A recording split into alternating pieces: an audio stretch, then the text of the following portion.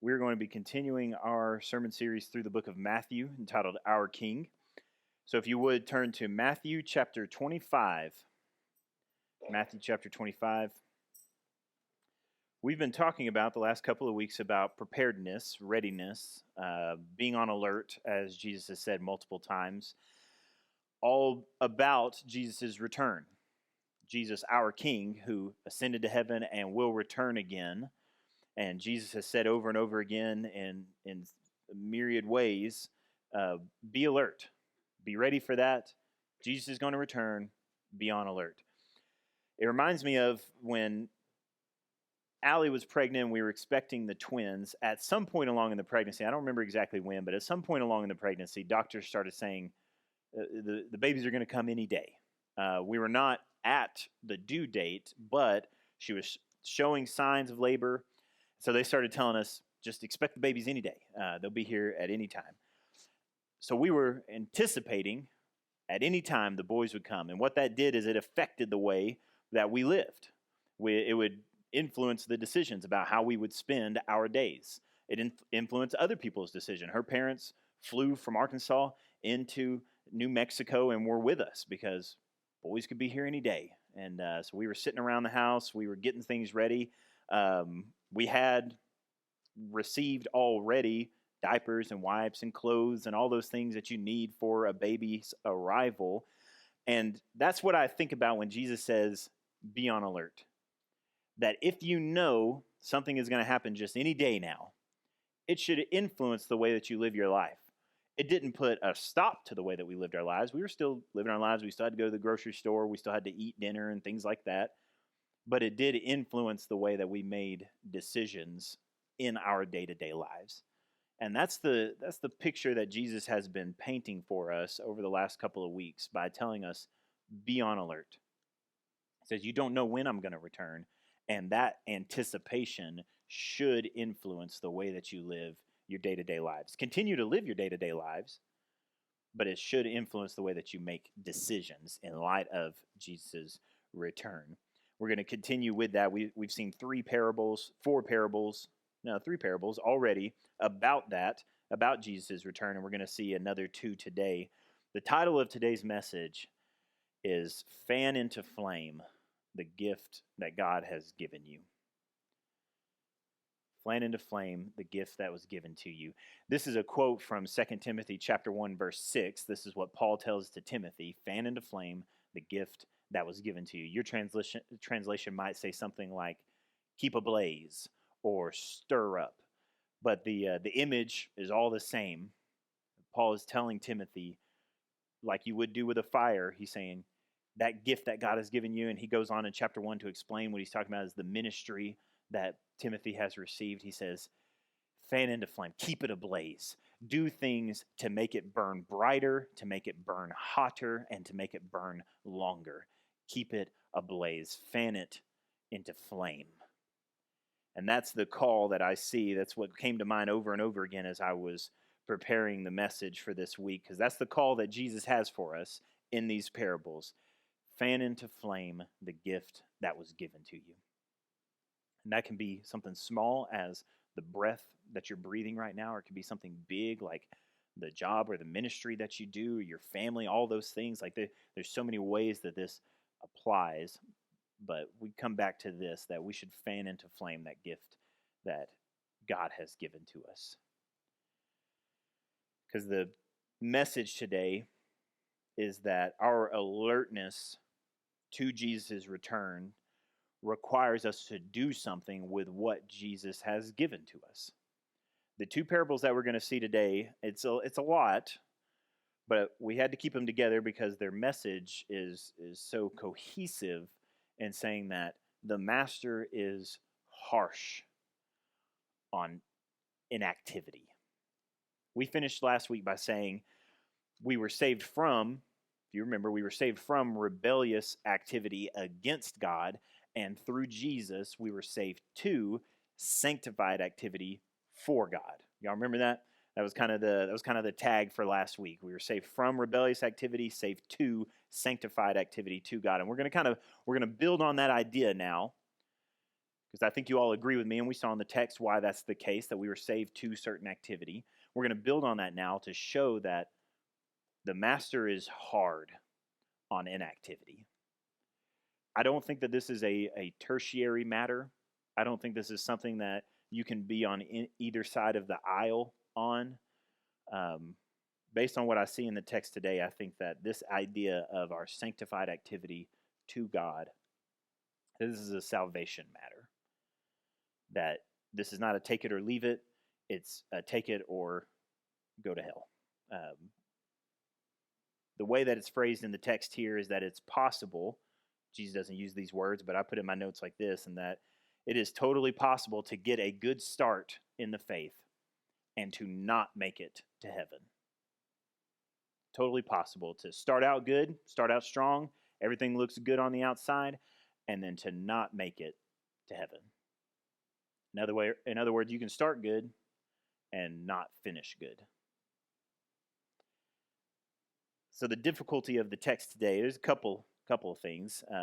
Some of them are self-imposed, is that it's a lot of ground to cover. We have 30 verses, 2 parables, but 30 verses. And I wanted to split them. I thought about splitting them, taking them one at a time, but I talked with the team, and we kind of talked through it, and we realized that what Jesus is saying with these put next to each other is very important for us to see with them next to each other. So that's one difficulty that we have this morning, is it's a lot of ground to cover. Another difficulty is that there's some tricky cultural nuances, because Jesus is using parables here. So these are parables that would have made a lot more sense to the people in his cultural context than they might mean to us on a cursory reading through these things. So we have to deal with those things as well. And then, of course, the weight hanging over all of it is what I just said, and what Jesus said in Matthew 24:13, that the one who endures to the end will be saved. Not the one who starts out real hot, the one that makes it to the end will be saved. My goal this morning is to encourage us to persevere in the faith, but to also progress in the faith. Not just to have a little hot ember or a little fire burning here. My goal is that we would fan it into flame, that it would grow. That's what fire wants to do. And that's the goal of the message today. I mean, that's the goal of, I'll just tell you, that's the goal of all of my messages, is that would be the effect. That for me and for you all, that we would persevere in the faith and that we would progress in the faith. So we're going to get into the text this morning. We're going to start with the parable of the 10 virgins. This is Matthew chapter 25, verses 1 through 13. So if you have your Bible, that's where we're going to be. If you don't have a Bible, we have some in the back if you'd like, or you pull it on your phone. It's going to be on the screens behind me either way. Matthew chapter 25, verses 1 through 13 says, "Then the kingdom of heaven will be comparable to 10 virgins who took their lamps and went out to meet the bridegroom. 5 of them were foolish, and 5 were prudent. For when the foolish took their lamps, they took no oil with them, but the prudent took oil in flasks along with their lamps. Now while the bridegroom was delaying, they all got drowsy and began to sleep. But at midnight there was a shout, 'Behold, the bridegroom, come out and meet him.' Then all those virgins rose, and they trimmed their lamps.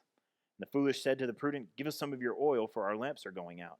But the prudent answered, 'No, there will not be enough for us and you too. Go instead to the dealers and buy some for yourselves.' And while they were going away to make the purchase, the bridegroom came, and those who were ready went in with him to the wedding feast, and the door was shut. Later the other virgins came and said, 'Lord, Lord, open up for us.' And he answered, 'Truly I say to you, I do not know you. Be on the alert then, for you do not know the day nor the hour.'" This is parable number 4 of 5 that Jesus uses to describe his return. And it's an interesting shift that Jesus does here, because the first 3 parables were about how the return of Jesus would be sudden. That you have to be on alert because it's going to come at a time that you don't expect it. It's going to come upon you. It's going to be sudden, like Noah's flood. But this one is a little different because it's about the delay. It's about that feeling that you may or may not have, that why hasn't Jesus returned yet? So we have three parables that are talking about the suddenness of Jesus' return and our alertness there. This parable is about what if Jesus delays another 50 years, 60 or 80 years, or another 8,000 years? Like what do we do then? And that's what this parable is about. So Jesus says the kingdom of heaven is going to be like a wedding, a joyful occasion, and the bridal party goes out with their lamps to greet the groom. They're excited for the groom to arrive. So that's the picture. That's the anticipation that we have of Jesus' return, as we're all standing out there with our lamps, ready for him to come rolling down the street.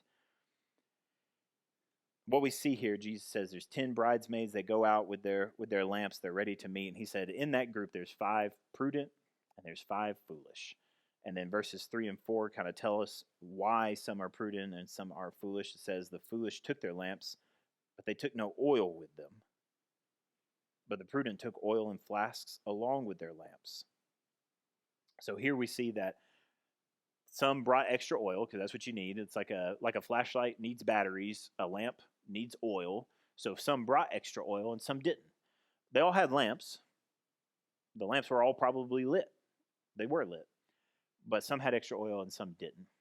And I think that's an important thing to note. So let's just go ahead and lay all these out. All of the bridesmaids, all 10 of them, went outside to meet the bridegroom. All of them were excited to see the bridegroom. All of them had lamps, and all of their lamps had oil in them, and they were lit. And we see in verse 5 that they all fell asleep because the bridegroom was taking a while to get there. They all got drowsy and fell asleep. Now, if you've been following Jesus' parables and his analogies here, you might have the instinct like I had to think, oh no, you shouldn't fall asleep. That's bad news for the person that falls asleep. Isn't that what Jesus said in chapter 24, back in 43 and 44, when he was talking about the thief coming? And he's like, if you know the thief's coming, you have to stay awake. That was my instinct, but the more you look at it, you realize that this parable is really about the lamp and the oil, so we have to allow these parables to kind of exist on their own terms. We can't just think every time Jesus talks about being asleep that that's a bad thing. Sometimes it's just the bridegroom was late. It was late. It was midnight, and they got drowsy and they fell asleep. So yes, spiritually, stay alert, stay awake. That's what the other parable was saying. This parable is saying that sometimes if you're standing around waiting for somebody until midnight, you're gonna doze off. You'll get drowsy. So don't get sidetracked about that. This focus here is about the oil and the lamps, because it was midnight before the bridegroom showed up. But then picking up in verse 6, it says, at midnight, behold, the bridegroom, come out to meet him. Verse 7 says, all those virgins rose and trimmed their lamps. And that's when the foolish realized their mistakes. They said, give us some of your oil, for our lamps are going out. But the prudent answered, no, there will not be enough for us and you too. Go instead to the dealers and buy some for yourselves. And then verse 10 says that while they were away, the bridegroom came, and those who were ready. I don't know if you are in the habit of underlining things in your Bible. That word ready right there leaps out at me. Those who were ready went in with him.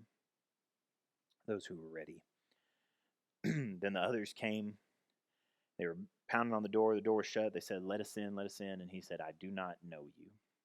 Jesus' application at the end here in verse 13 is said, be on alert then, for you do not know the day nor the hour.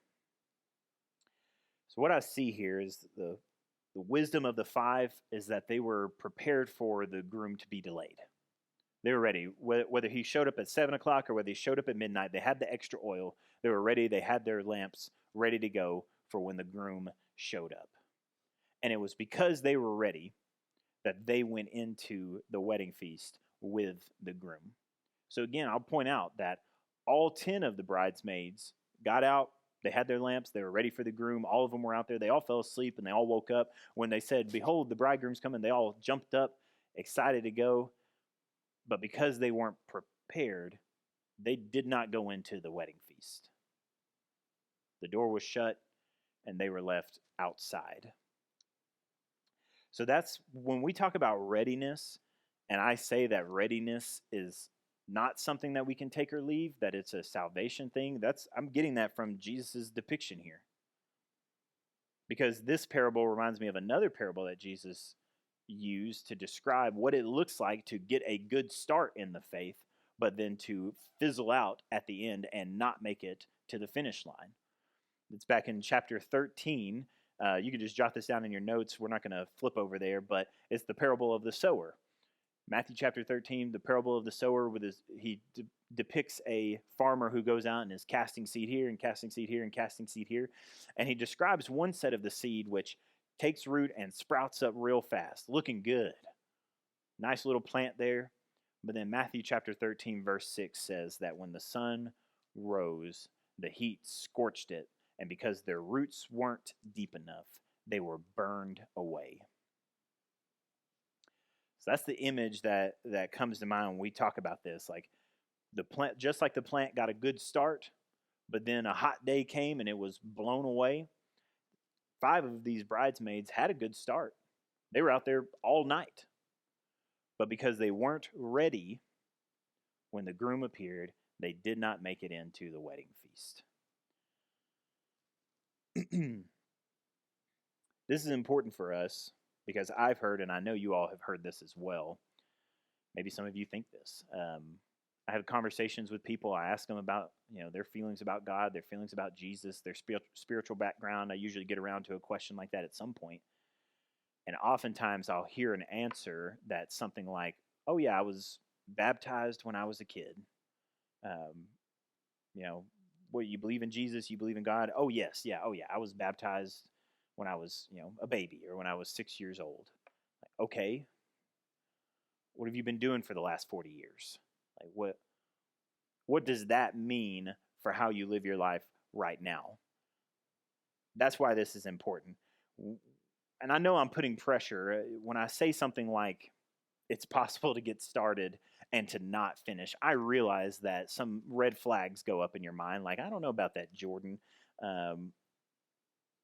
But let's just hang in there a little bit longer. We're gonna deal with that. But think about this. This is an image. Justin and I were talking about this earlier, and this is an image that comes to mind. So y'all tell me how you feel about this comparison. Imagine somebody said, I was baptized when I was 6 years old, gave my life to Christ.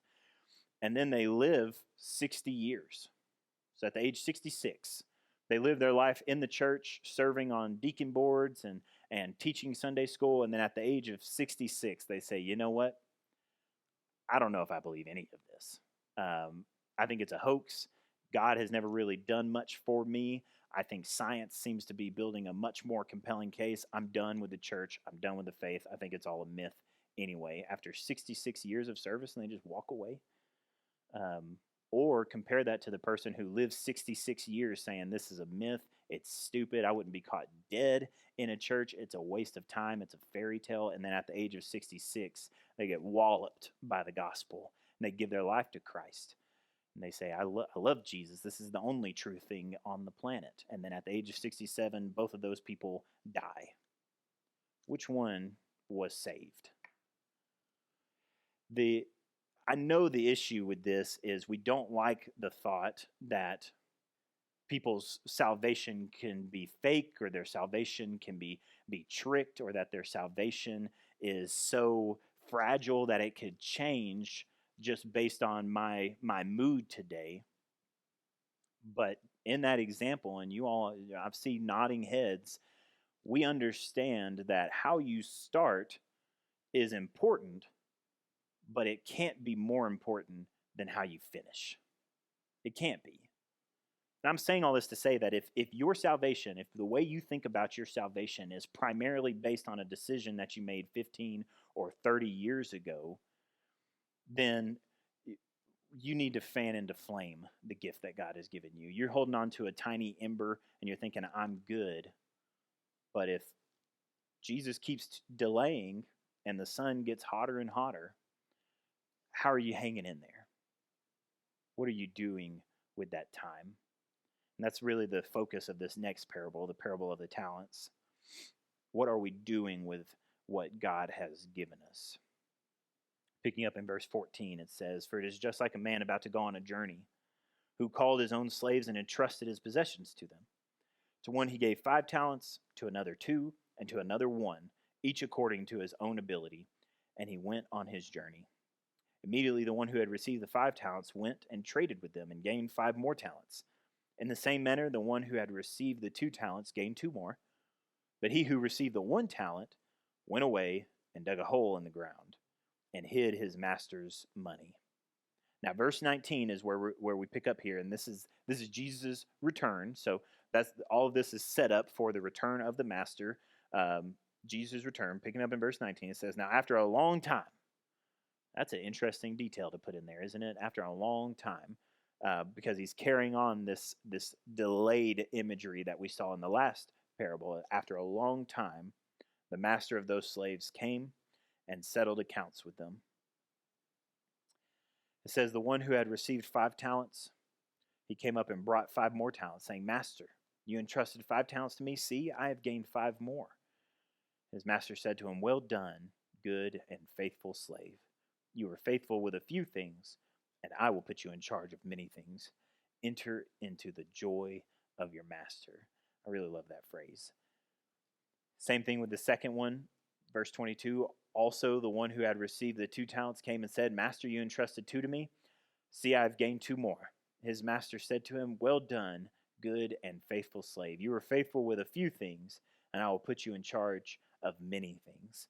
Enter into the joy of your master.'" Now, verse 24 is where things kind of take a turn. It says, "The one also who had received the 1 talent came up and said, 'Master, I knew you to be a hard man, reaping where you did not sow, and gathering where you scattered no seed. And I was afraid. And I went away and hid your talent in the ground. See, have what is yours.'" So just a little bit of context before we finish out the parable. This last servant comes up. He has the 1 talent. The master gave him 1 talent. He brings the talent back and he says, "I know you to be a hard man." And then he describes them kind of cryptically for us. You reap where you do not sow, and you gather where you scattered no seed. And what this is that he's saying that you are a shrewd businessman. You're a hard man, and I know, not like the people who have their farms who go out and they have to scatter the seed and they have to sow and do all these things and then they gather. It appears that this master has his hands in other people's businesses. Think of like an investor. Like he's invested, and now he's able to gather in places where he has not scattered any seed. He's able to gather where he himself personally has not sown. So the stance of this last servant is the idea that, okay, I have the 1 talent, and I know that my master is a hard man. He's shrewd when it comes to business. So essentially what he says, "I was afraid," and he decides to play it safe. He takes the 1 talent, he's like, "I'm going to make sure that I protect this," and he buries it in the ground. And when the master returns, he gives him back. He said, "You gave me 1 talent. Here's your 1 talent back. I took care of it for you." And look at how the master responds. Picking up in verse 26, the master answered and said to him, "You wicked, lazy slave. You knew that I reap where I did not sow, and I gather where I scatter no seed. Then you ought to have put my money in the bank, and on my arrival I would have received my money back with interest. Therefore, take away the talent from him and give it to the one who has 10 talents." So the master, he says, so the slave says, "I was afraid, so I hid the money, and now I'm giving it back to you because I know you're a shrewd businessman." And the master says, "Because I'm a shrewd businessman, you should have, at the very least, put my money in the bank so that I would have some interest on it when I returned." And because, in the master's eyes, he was not faithful with what he was given, he says, "Take it away from him and give it to the one who has 10 talents. And then picking up verse 29, it says, "For to everyone who has, more shall be given, and he will have an abundance. But from the one who does not have, even what he does have shall be taken away. Throw out the worthless slave into the outer darkness. In that place there will be weeping and gnashing of teeth." So the point of this parable, all the slaves started out with something, whether it was 5 talents, 2 talents, or just 1 talent. All the slaves started out with something. And Jesus' question is, what did they do with it? That's the focus of the parable. What did you do with what was given? And I've thought of a few ways that this could apply to our lives. I think about our spiritual gifts that have been given to us and how we use those things.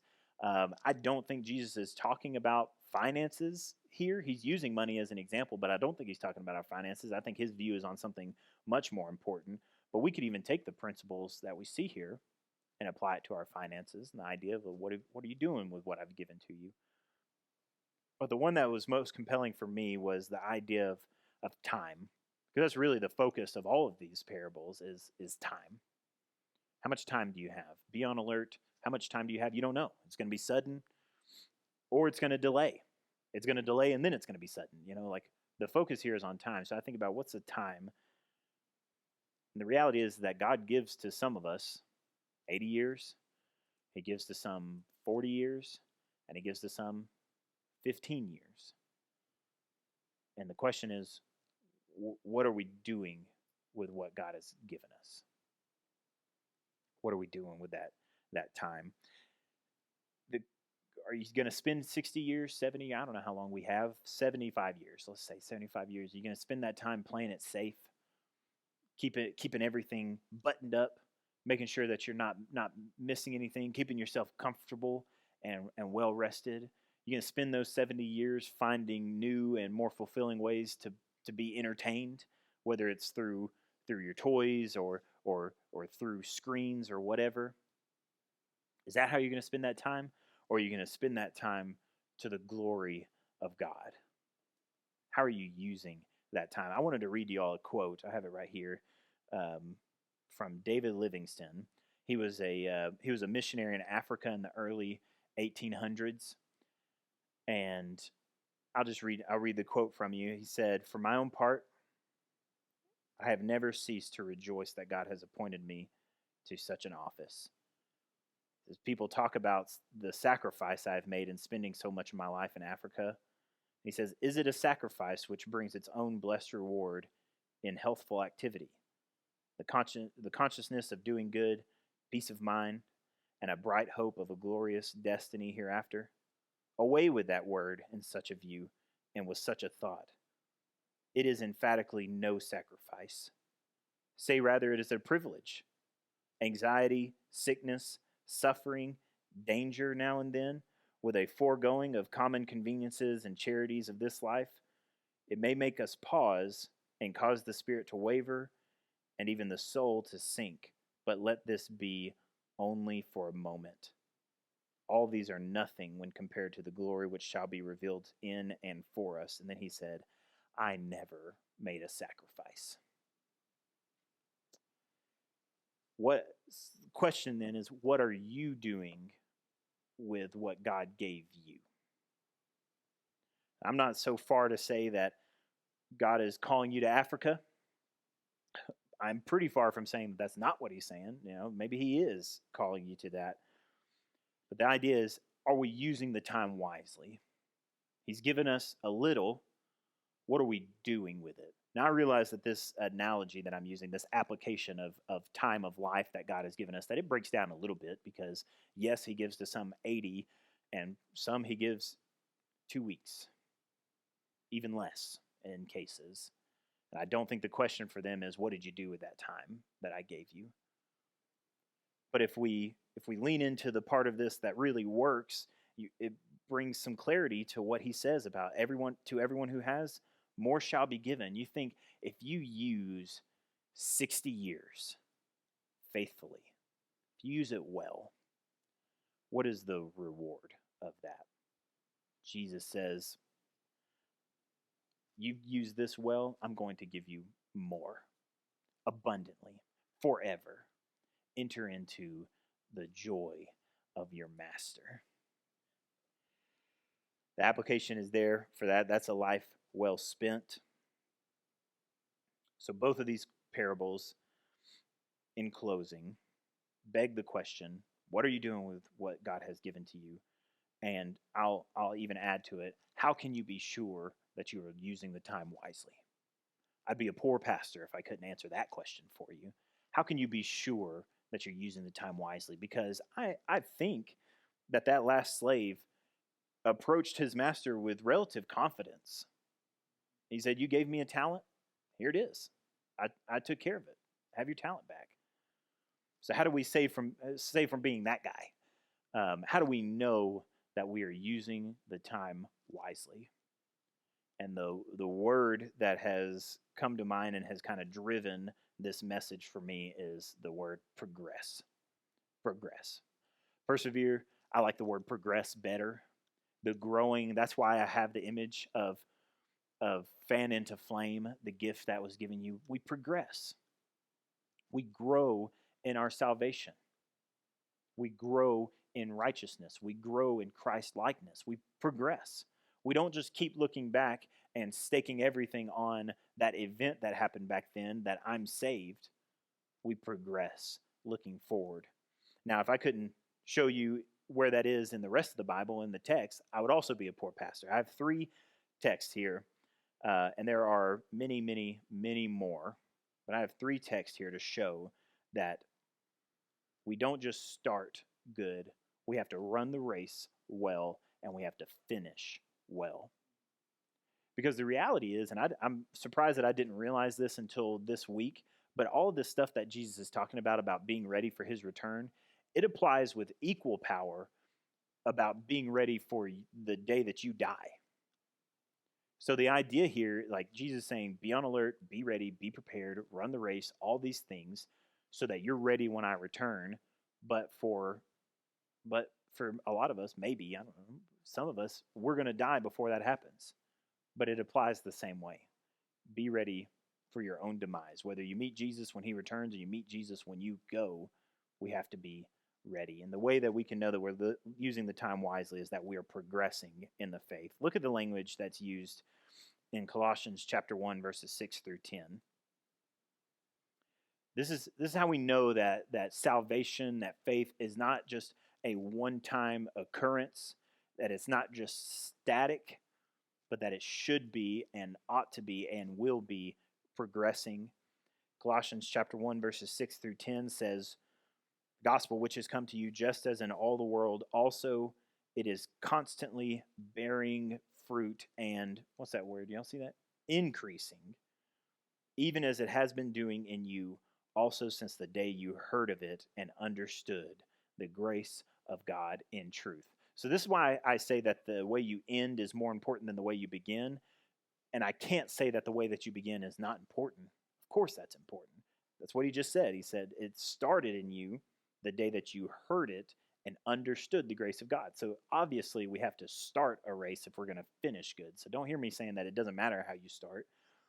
My emphasis is on the fact that we are growing. It says, just as you learned it from Epaphras, our beloved bondservant, who is a faithful servant of Christ on our behalf.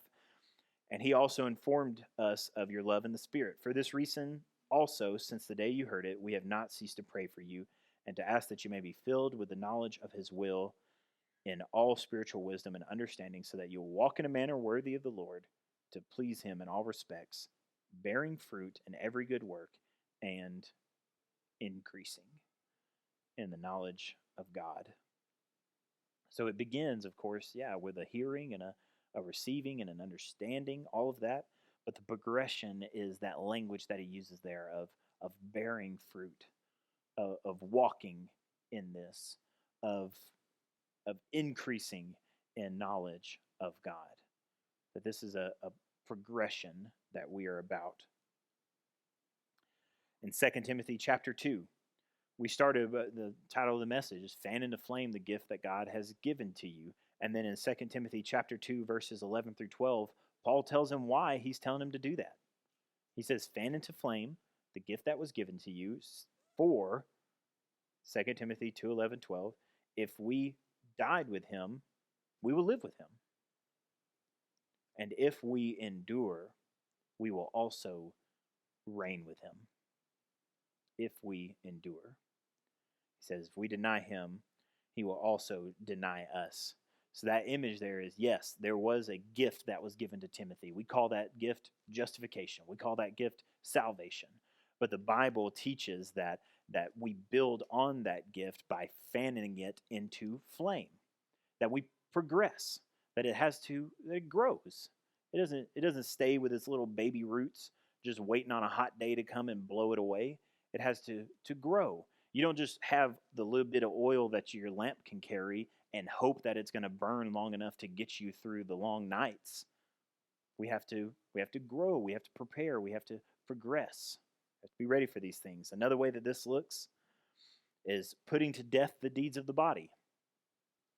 Romans chapter 8 verse 13 says, "For if you are living according to the flesh, you must die. But if by the Spirit you are putting to death the deeds of the body, you will live." So there's another image there. What does it look like to use the time wisely? It's to be every day putting to death your sinful earthly body. To be examining yourself, asking, am I growing in righteousness? Am I progressing in my faith?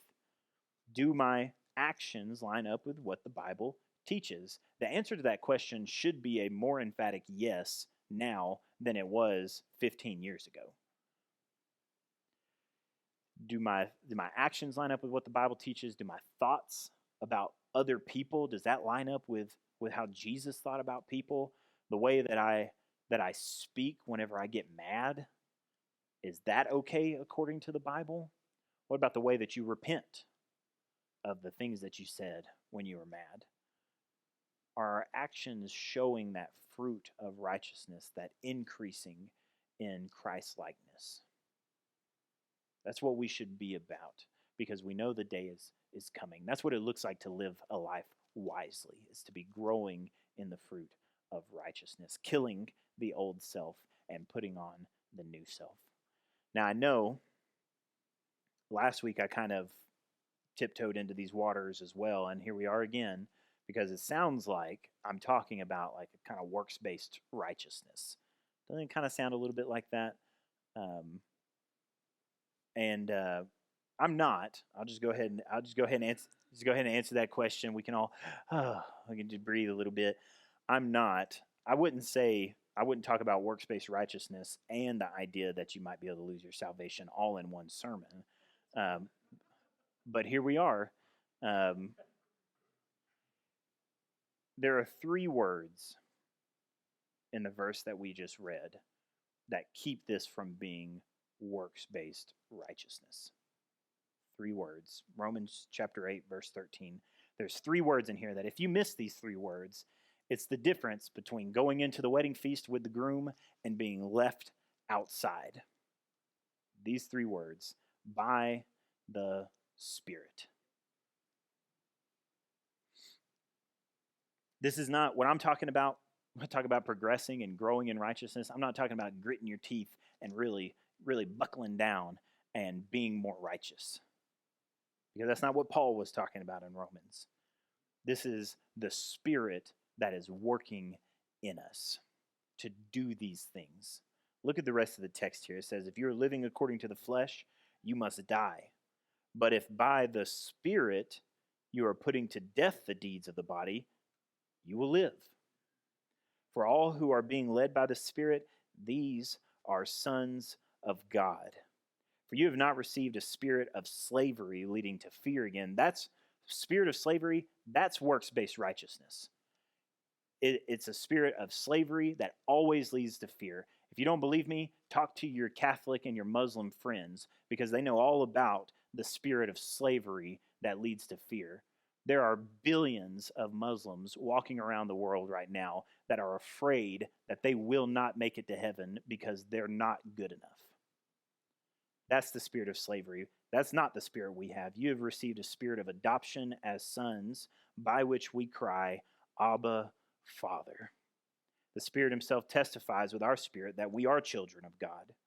And if children, heirs also, heirs of God and fellow heirs with Christ, if indeed we suffer with him, so that we may also be glorified with him. So Jesus says, we're over here in Matthew chapter 25, Jesus says, be on alert. And the reason you need the whole rest of the Bible to help you do that is because Romans 8 lets us know that the way you be on alert is by the power of the Spirit in you. When you give your life to Christ and he gives his Spirit to you, that's when the alertness comes. You're never going to progress in faith without the strength of the Holy Spirit. You're not going to care about Jesus' return. You're not going to care about billions of people dying in their sin. None of that stuff will matter unless you have the Spirit in you.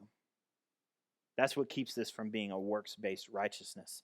That's why we sing things. I had to jot this down because we just sang it in these words. It says, I will boast not in gifts, not in power, not in wisdom, but I'll boast in what? Jesus Christ, his death and resurrection. It's the image of Matthew chapter 7, verses 21 through 23, where people are standing before him, and Jesus says, not everybody who says to me, Lord, Lord, will get into the kingdom of heaven. And those people, when Jesus says that, how do they respond? Well, didn't we prophesy in your name? And didn't we cast out demons in your name? And didn't we do all this stuff in your name? And the fatal flaw there is that they are pointing to me. They're saying, look at the things that I did, Jesus. Don't I belong in the kingdom? But the spirit of the life that is lived well says, I don't boast in the things that I did. Not in wisdom, not in power, not in the 5 talents that I turned into 5 more talents. We boast in Jesus Christ. It's by the Spirit that we cry, Abba, Father. So that when we stand before God, it's not, look at what I did. Don't I deserve to be in heaven? It's, I know I don't deserve to be in heaven, Lord, but look at what you've done in my life. That's what it looks like to progress in the faith. So Stan is going to come back up here. Stan and Amy, I imagine, are going to come and lead us in a last little bit of worship. And I want to invite you all to reflect on this. I know I feel like I kind of skimmed over maybe a lot of this, and maybe y'all have some questions. I would love to answer those questions. But I think the thing that we have seen in the text, and that I hope if you have ears to hear, you heard, is that we are saved by faith as a moment of justification where we receive the Holy Spirit, and it is by that Holy Spirit that we are to walk. Whether God has given us 40 or 90 years, we walk by the Holy Spirit, progressing in our faith, growing in that righteousness, using the time wisely because the days are evil. The world wants to crush the Spirit in you. But we come to church and we spend time around believers and we spend time in prayer and looking at our Bibles to make sure that we persevere and that we progress.